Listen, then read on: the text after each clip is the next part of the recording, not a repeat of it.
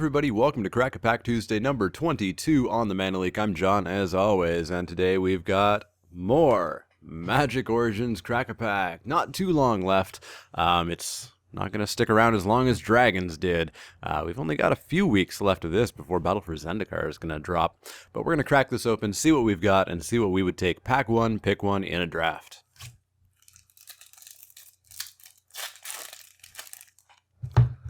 Up first, we've got Amprin Tactician. This is a 2 white 3/3. When it enters the battlefield, everything you have gets +1/+1. So it's a 4/4, but that's never going to really matter. I loved this card in the set review. I thought this card was just super powerful, and in a lot of sets, this would be a pretty powerful card. Unfortunately, the double white aspect of it, the 4-drop aspect of it, just doesn't do enough. In this set, I'd honestly rather play 2 2/2s than for 2 and then play a 3/3 for 4. Paratopin Freeblades is infinitely better than this guy ever is. He's just never been impactful enough, which is strange because, again, he should be. It looks like he should be, but another card that just is a casualty of this format and the way it falls and the way it works out, the way it ends up happening. So, sorry, Amprin Tactician. Next up, we've got a 2-drop. We've got Fetid Imp. This is a 2-drop, 1/2 flyer that you can pay a black to give it Death Touch on a turn. Super solid. Super solid. Every single black deck wants one of these. Every single black deck probably wants 2 of these. A number of black decks, I'd even play 3 of these. They're not going to win you the game, although they can ping in for quite a bunch. And if they get beefed up, they can definitely start closing things down. But they can block everything. They block the heck out of Thopters. They just eat Thopters out of the air. And they block everything else in the game really well. Pretty happy with Fetid Imp. It would need to be a weak pack for me to first pick it. But as we've seen, Origins is pretty full of weak packs. So who knows? We might see Fetid Imp come back in this video. We've got another 2-drop, but this one's much less good. Maritime Guard. It's a 1/3 for 2. Nothing else going on here. It's a super defensive 2-drop. This doesn't really have a place in most draft decks. You're going to want to be blue-black control, and that's a risky thing to do in this format in order to play this guy. Much more playable in Sealed. Fairly playable in Sealed because it blocks everything else that comes down on 2. And a lot of stuff that comes down on 3. Yeah, it's fairly decent in Sealed, surprisingly. Normally, this is just stone unplayable. You'd rip it up every time you see it. But, yeah, in Draft, unfortunately, it just doesn't get there. Another 2-drop. Third 2-drop in a row. Timberpack Wolves. It's a 2/2 for 2. It's a quintessential bear, but it's a bear with an upside because Timberpack Wolves gets +1/+1 for each other Timberpack Wolves that you have on the battlefield. So if you get 2 of these down, they're both 3/3s for 2. If you live the dream and get 3 of them down, you've got you've got a triplicate of 4/4s for 2 each. Really good. Really good. I can't say enough about this. Yeah, it's a bear with an upside. You know, Topin Freeblade is awesome because it's a bear with an upside.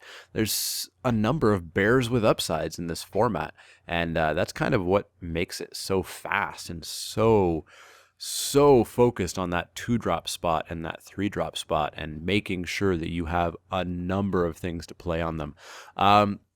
Timberpack Wolves is one of the weaker of all of these options. Topin Freeblade, of course, is probably the best, at least at common, of all these options. But unfortunately, this is green. And as we've talked about, green's the weakest color. It's got some good stuff. When I say something is the weakest color in a draft, it does not mean that it's unplayable. It just means that you're going to lose some percentage points by playing it.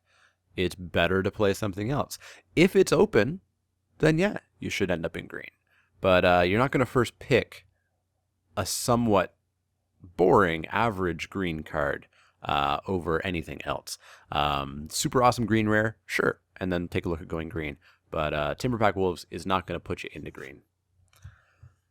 Reclaim is certainly not going to put you into green. Single green for an instant, put target card from your graveyard on top of your library. Everybody will say, but this is a copy of your best card. This is a copy of your awesome bomb. This is a copy of your awesome removal spell. No, it's not. It's a copy of those if you've already drawn them and played them, and if it's a creature, it's already died. And then you draw this. Then yeah, it's a second copy of that. But that's a whole lot of steps to get there. Odds are this is a copy of Timberpack Wolves. Or, you know, something else that's just kind of mediocre. And in the worst case, it's a copy of nothing. It's just a copy of nothing. It's a copy of, I don't know, another Reclaim if you're playing that bad of a deck. This just requires way too much to go right for it to be good. And there's way too many opportunities for everything to go wrong. Don't play Reclaim. It's just not worth it. If it went to your hand, yeah. But on top of your library, no. Now here's a good card, Suppression Bonds. 3 and a white for an aura. Enchant non-land permanent. Enchanted non-land permanent, or enchanted permanent rather, can't attack or block, and its activated abilities cannot be activated. This shuts down everything. It stops creatures from attacking. It stops them from blocking. It stops them from doing stuff. It stops planeswalkers from activating. It stops, I don't know, Meteorite from tapping for mana if you really wanted it to. It is premium removal, and I am honestly surprised it's that common. Yeah, it costs 1 more than Arrest, which does basically the same thing, but it also hits a lot more than Arrest hits. Arrest just hits creatures. This is great. This is fantastic. It is totally first pickable, and everybody at the table wants these because, from my experience, half the table is going to be playing white, so take these Suppression Bonds early if you plan on being white at all. Next up, we've got Veteran Sidearms, a 2-mana equipment. Equipped creature gets +1/+1. The equip cost is 1. Really low equip costs are good, but this is about as unimpactful as a piece of equipment could possibly be. Maybe if it was equip 1, target creature gets +0/+1, it could be worse. But yeah, I don't want to spend an entire card just for this effect. Just not going to get there. I don't like these. I love seeing my opponent play them because on turn 2, if they're just playing a little piddly equipment, that's awesome. They could have played a Freeblade. They could have played a Fetid Imp. They could have played a Timberpack Wolves. They could have played anything else.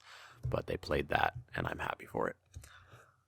Next up, we've got Firefiend Elemental. 3 and a red for an Elemental. 3/2 with haste and Renown 1. So if it hits, and it may very well hit because it's got haste. So you can see your window. Slap this down, turn it sideways into an empty board or a tapped out board and make it a 4/3. Really good. 4 drops, so you don't want to stack up on these, but really good. If you're in red and you see this come around, snatch it up. Don't play more than 2 and probably only play 1 because, again, it's a 2-drop, 3-drop format. You don't want to load up on 4 drops, but this is a good 4-drop. Probably not first pickable, though. Next up, we've got Undead Servant, 3 and a black for a zombie. When it enters the battlefield, you get a 2/2 black zombie token for each Undead Servant you have in your graveyard, and it's a 3/2 by itself. So it's overcosted by itself. 3/2 for 4 is pretty expensive, but you get a 2/2 if you have other Undead Servants in the graveyard. I've never seen anybody go off with this. I think I have seen 1 zombie token on the other side of the battlefield in all of my online and paper drafts. Yeah, this guy's really hard to go off with. You need a lot of these, and you need to be self-milling, or you need to be losing these zombies for some reason off the battlefield already in order to get value out of it. And that's too much work for me. And the first one is just bad. The first one feels awful to play a 3/2 for 4. Yeah. Don't take these. Don't try to be the Undead Servant deck. I just don't think it really happens. The Collect 'em all cards, the Timberpack Wolves are obviously good, and it falls off from there. Infectious Bloodlust, no. Undead Servants, no. Fairy Miscreants, no. And Cleric of the Forward Order are fine because they're a 2/2 for 2 with an upside. Undead Servant, no. Next up, we've got Scrap Skin Drake. 2 and a blue for a Zombie Drake, 2/3 flyer that can only block flyers. Make sure you read this card. Make sure you know that. I have had so many people play this and then just get smacked with my ground creatures because they didn't realize it can't block them. Yeah, read it carefully. It's a decent card. It's a pretty aggressive card in blue-white flyers. This is really good, but make sure that you know what you're doing with this. Make sure that you have backup for this guy because he's only going to be blocking your opponent's flyers, and there's not that many in the format. This isn't Dragons where they were, left, right, and center. Fine card, not first pickable though. First on common, we've got Elemental Bond. 2 and a green for an enchantment. Whenever a creature with power 3 or greater enters the battlefield under your control, you may draw a card. Or sorry, not you may, you have to draw a card. Not good. Don't waste a card slot on this. Don't waste a turn 3 on this. You would have to have so many huge creatures in order for this to go off. And A, there just aren't that many in the set. B, if your deck has a ton of large creatures, it means you're probably not doing very much on turn 2 and turn 3, and maybe even turn 4 for that matter, and you're going to get run over. Don't play this. Don't try to be this deck. This is for constructed, and even then it's not great, but certainly not for draft. Throwing Knives, one of my favorite cards. 2 colorless mana for an equipment. Equipped creature gets +2/+0. The equip cost is 2. Those are great stats. Those are perfectly fine stats. Plus, whenever equipped creature attacks, you may sacrifice Throwing Knives. And if you do, Throwing Knives deals 2 damage to target creature or player. Interesting note about this card. If you've played on Magic Online, you know how this works. But every time you attack with a creature equipped with Throwing Knives, you target something. This is an activated, a triggered ability. It's a trigger that goes on the stack. It has a target, so you must choose a target.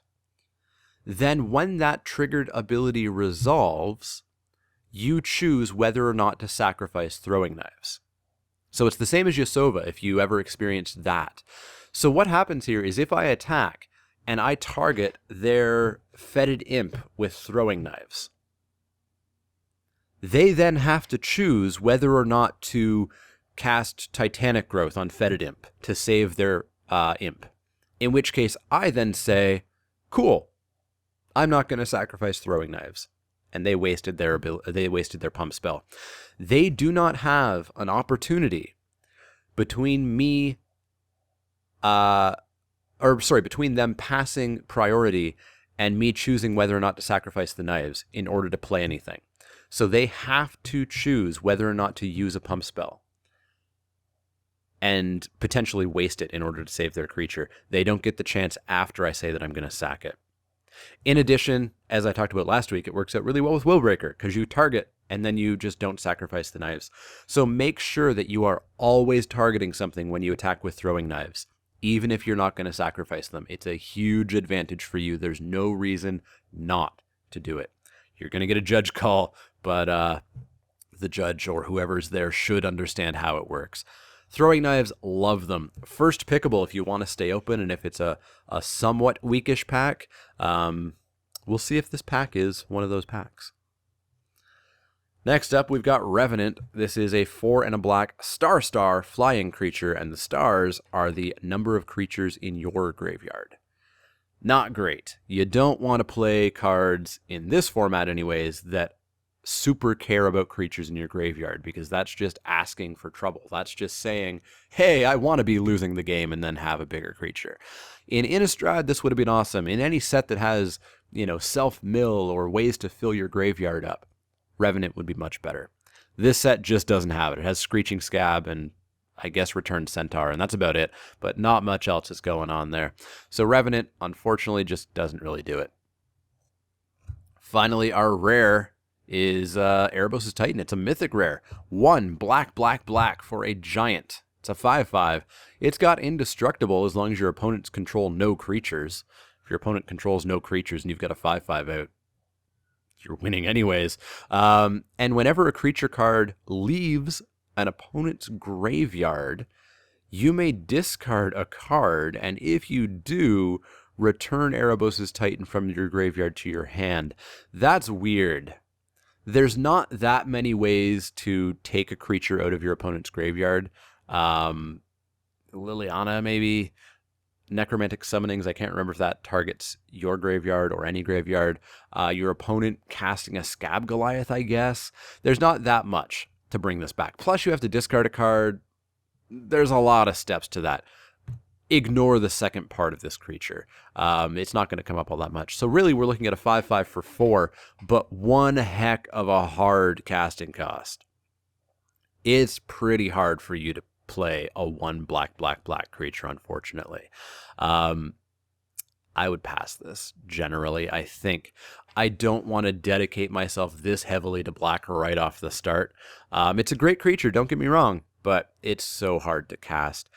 I would consider taking it pack 1, pick 1, but I don't know if I would pick it up anywhere else unless I was super dedicated to black. It's unfortunate because it's a sizable creature, but boy, is it hard to cast, and it's so inconsistent. But that's Erebos' Titan. Do we have a foil? We do not. So this pack, we're looking at Erebos' Titan, Suppression Bonds, and Throwing Knives. And I think that's about it that we'd look at here. The splashy card is obviously Erebos' Titan, but I think it's so inconsistent that I just can't consider it. So we're looking at Suppression Bonds or staying super open. Suppression Bonds. It's just solid removal. There actually wasn't that much white in this pack. In fact, looking through, the only other white card was Amperin Tactician. We're sending no signals whatsoever. A lot of people, of course, are going to be in white, but we got one of the best white cards. We got probably the best white common, I think. So we're well on our way. We can pick up more Suppression Bonds. We can start aggressively taking those Token Free Blades and just building an awesome deck.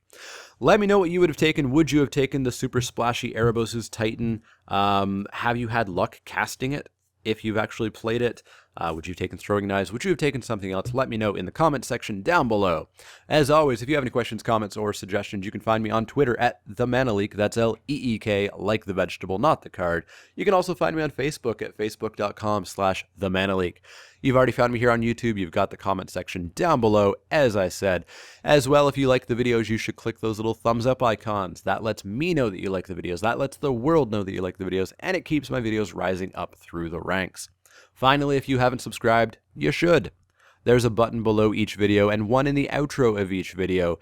That'll keep you posted on all the latest Crack-A-Pack Tuesdays, Wacky Wednesdays, Spiky Saturdays, and every other video that pops up here and there. If you have any questions, comments, or suggestions, let me know. Otherwise, I'll see you all next time.